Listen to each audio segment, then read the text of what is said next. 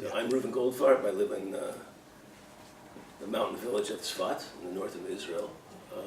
I'm going to read straight through without a lot of introductory or explanatory remarks. I will say that the first two poems I'm going to read will appear in the next arc, number 26. The Reunion, a conversation upon which I wasn't permitted to eavesdrop.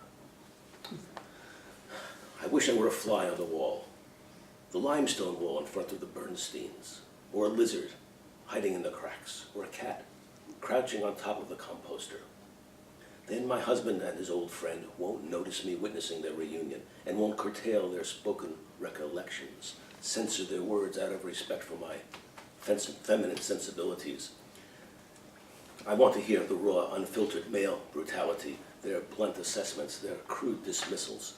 I want to hear their cynical put-downs, idle boasts, reconstructed memories. I'm a part of their histories. I want to hear what is usually unsaid. The moon disdains unwelcome advances. NASA to fire exploding rocket into the moon to see if there's any water or ice below the surface. You have no idea how much ice there is for such as you, and how many deep pits in which you might smother or drown. Do I look defenseless to you? I am your mirror. I glance around at my celestial companions, stars and other moons. I ask them and I ask myself, who are these humanoid insects hurling their phallic spears at my hollow depths? Do they imagine I cannot feel their flammable darts strike my sacred zones, where meteors ripped my skin and gouged out my crust in eons past? They open old wounds at their peril. This sphere remembers every shameful look, every insult, every sneer, every scathing glance. Nothing escapes my notice. Their propulsive explosions always leave a scar, though presently hidden from their earthly eyes, their sublunary skies, but will never force me to yield up evidence of my subterranean springs.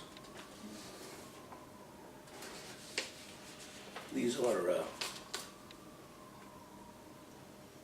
in the pile somewhere. They're submissions.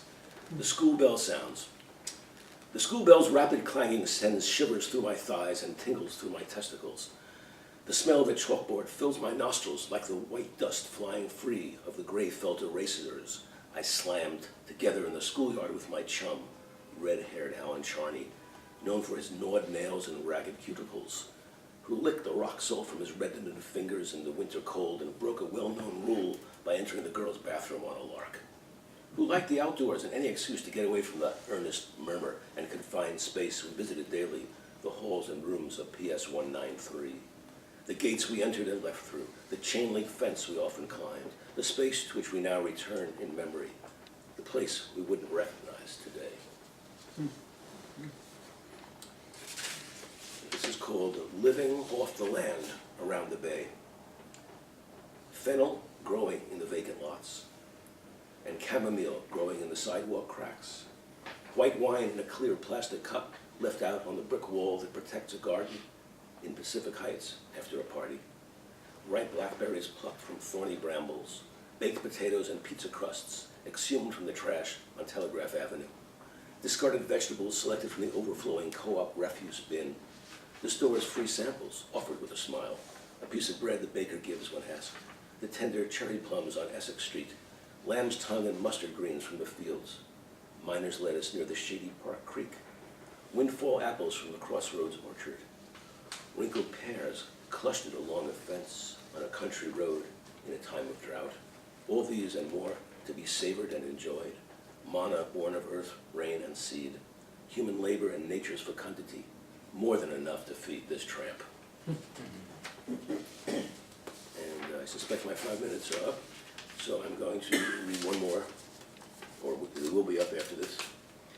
Red bead. And they set in the breastplate 4 rows of stones. The first row, carnelian, emerald, topaz.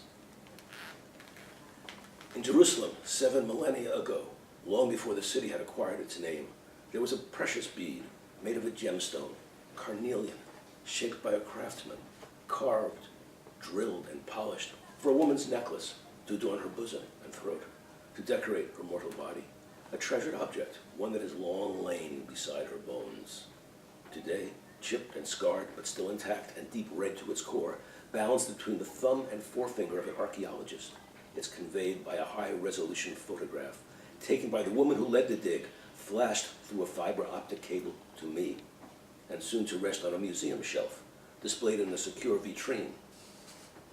For how many millennia more?